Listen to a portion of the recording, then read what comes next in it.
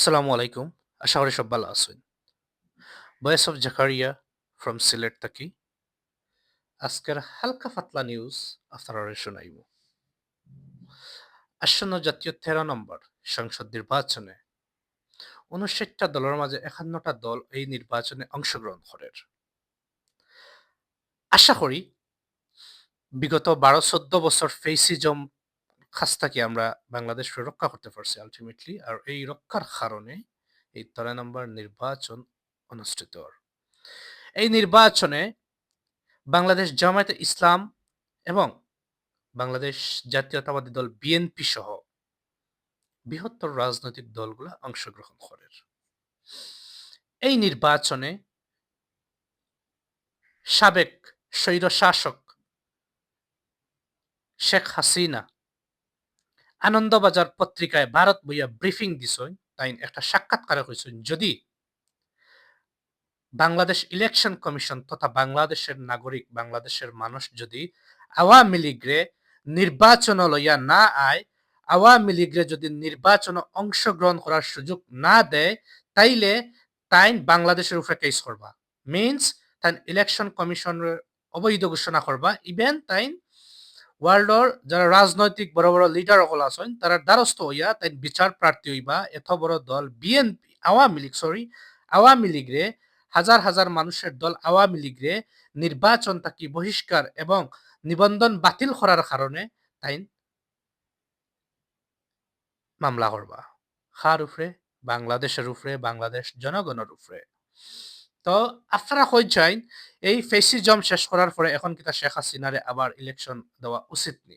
Election Awami লীগের অংশগ্রহণ করা উচিত নি? ইতিমধ্যে আমরা দেখছি বিভিন্ন সোর্স আছে, বিভিন্ন নিউজ মিডিয়ার মাধ্যমে আমরা দেখছি যারা বিগত আমলে যারা আওয়ামী লীগ যারা মানুষের হত্যা গুম খুন করছে এই আওয়ামী লীগরে বাংলাদেশ জাতীয়তাবাদী দল বিএনপির কিছু নেতাকর্মীরা তারারে ফুলের মালা দিয়া তারারে আবার বিএনপি যোগদান করাইরা।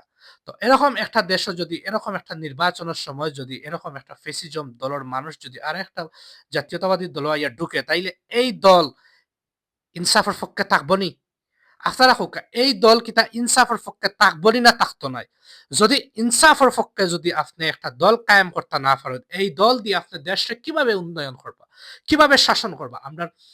আমরা এটা আমরা প্রশ্ন, এই যে সিলেট হিসাবে আমার প্রশ্ন এটা জনাব তারেক রহমানের কাছে যে তাই 17 বছর 16-17 বছর তাই লন্ডনের মাটির থাকিয়া একজন ভিআইপি পলিটিশিয়ান একজন স্বয়ংসম্পূর্ণ ব্যক্তি হইয়া যদি তাই এখন দলের এই কুন্দলগুলা দলের এই অবৈধ কাজগুলা চোরা কারবারি চাঁদাবাজি গুলা যদি তাই ধ্বংস করতে না পারেন, তাইলে আগামী বাংলাদেশ জাতীয়তাবাদী দলের কাছ থেকে কি পাইব?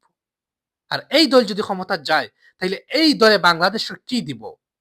আশা করি আপনারা সবে কমেন্টস বক্স লিখিয়া যাইবা যারা বিএনপির সাপোর্টার আছেন ভাই ব্রাদার আছেন আপনারা লেখবা। আশা করি যে বিএনপি আওয়ামী লীগ থাকি যদি শত শত নেতাকর্মী বিএনপি যদি যোগদান করে, তাইলে বিএনপি আর আওয়ামী লীগের মধ্যে কিতা পার্থক্য? ডিফারেন্ট কিতা?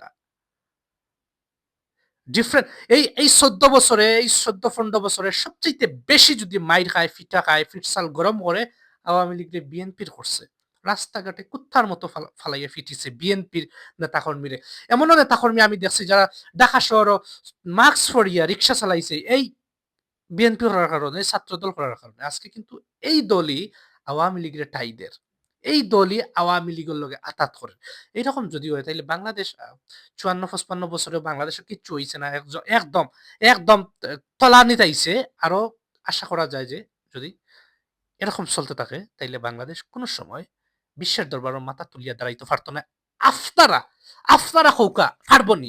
যদি পারে তাইলে আমার কমেন্ট বক্সে আপনারা কৌকা। ওকে? থ্যাংক ইউ, ধন্যবাদ। সালামু আলাইকুম। সাবস্ক্রাইব।